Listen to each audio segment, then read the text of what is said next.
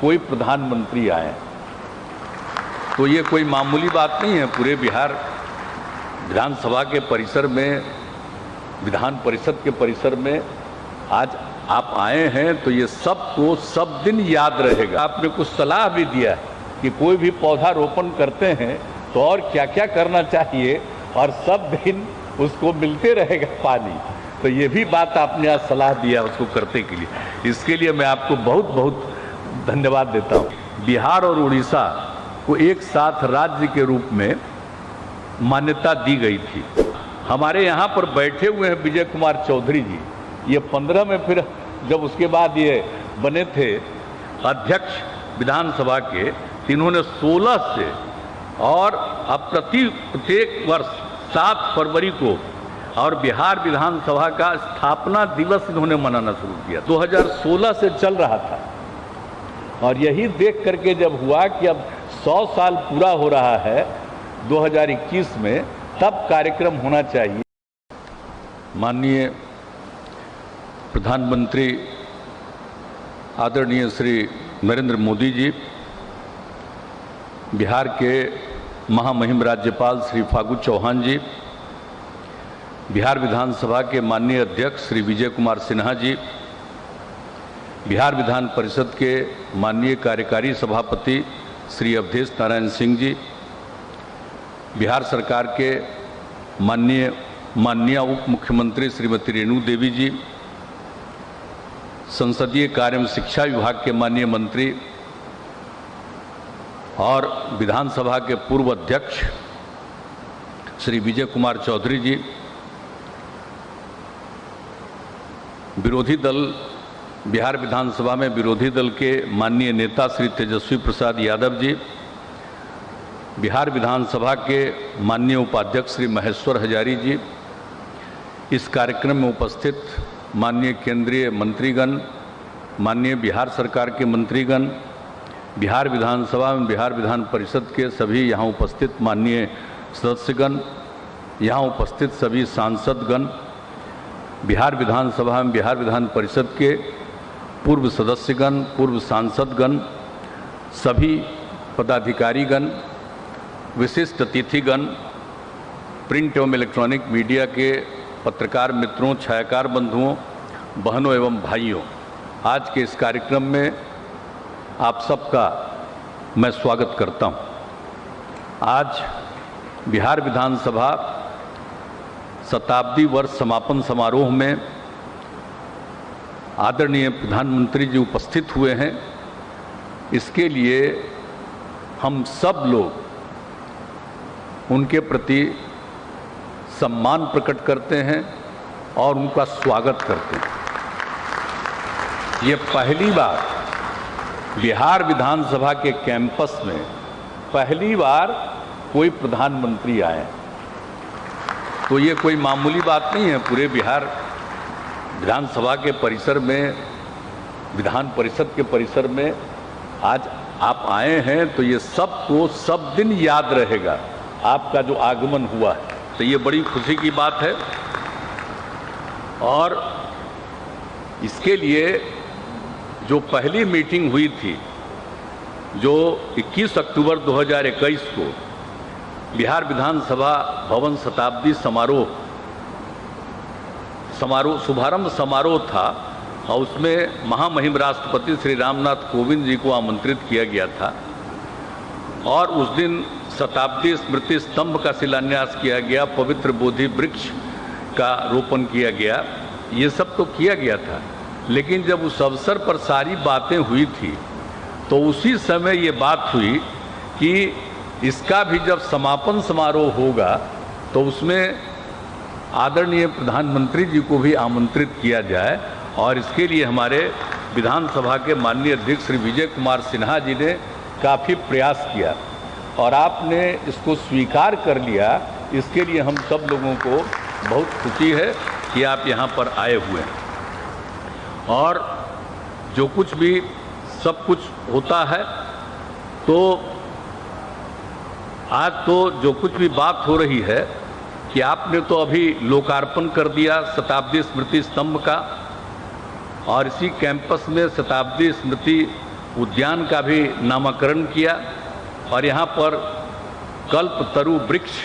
का शिशु पौधे को लगाया गया। और आपने कुछ सलाह भी दिया कि कोई भी पौधा रोपण करते हैं तो और क्या क्या करना चाहिए और सब दिन उसको मिलते रहेगा पानी। तो ये भी बात आपने आज सलाह दिया उसको करने के लिए, इसके लिए मैं आपको बहुत बहुत धन्यवाद देता हूँ। तो ये सब काम तो आज किया ही गया है, लेकिन अभी आप जो करेंगे यहीं पर से विधानसभा अतिथिशाला और विधानसभा संग्रहालय का शिलान्यास किया जाएगा। अब ये सब तो काम करेंगे ही, लेकिन जो 22 मार्च 1912 को ये आपको बंगाल से अलग करके बिहार और उड़ीसा को एक साथ राज्य के रूप में मान्यता दी गई थी, तो उसी और लेकिन फिर वर्ष 2020 में इसको बिहार और उड़ीसा को पूर्ण राज्य का दर्जा मिला था। हालांकि बाद में तो उड़ीसा 1936 से अलग हो गया, वो एक अलग बात है, लेकिन उसी समय शुरुआत जो हुई है और उस समय जब पूरे तौर पर जो विधायी परिषद के बारे में जो संख्या थी पहले जो 22 मार्च 1912 में तय किया गया था, उसको 1920 में बढ़ा दिया था। तो उसी को ध्यान में रखते हुए फिर यहाँ भवन का निर्माण हुआ, और जब भवन का निर्माण हो गया तो सबसे पहले इसकी शुरुआत की गई 7 फरवरी 1921 को। और जब 7 फरवरी 1921 को इसका तैयारी हो गया, पूरा हो गया, तो उसके बाद आज जो 100 साल पूरा हुआ तब ये कार्यक्रम हुआ। लेकिन एक और खुशी की बात है कि जब ये बात हुआ था, लेकिन जब 20 मार्च जो इसमें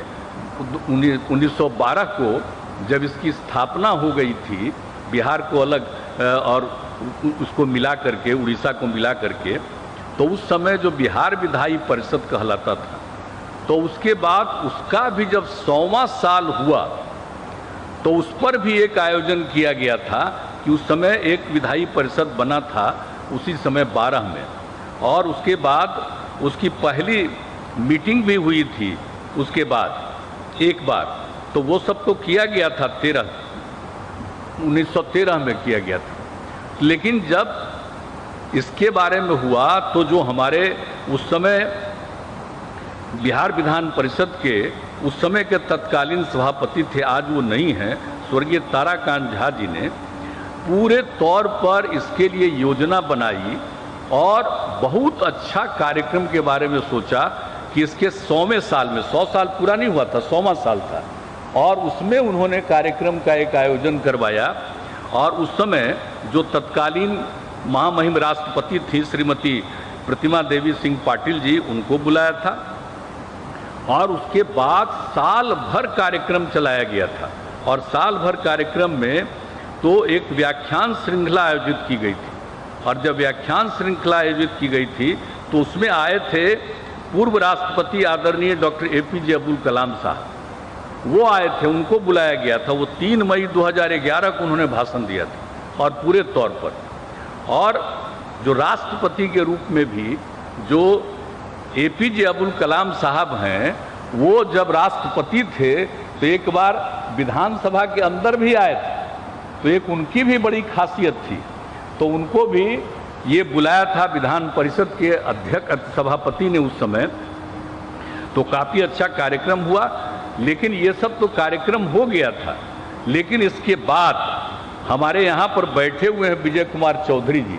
ये 15 में फिर जब उसके बाद ये बने थे अध्यक्ष विधानसभा के, इन्होंने 16 से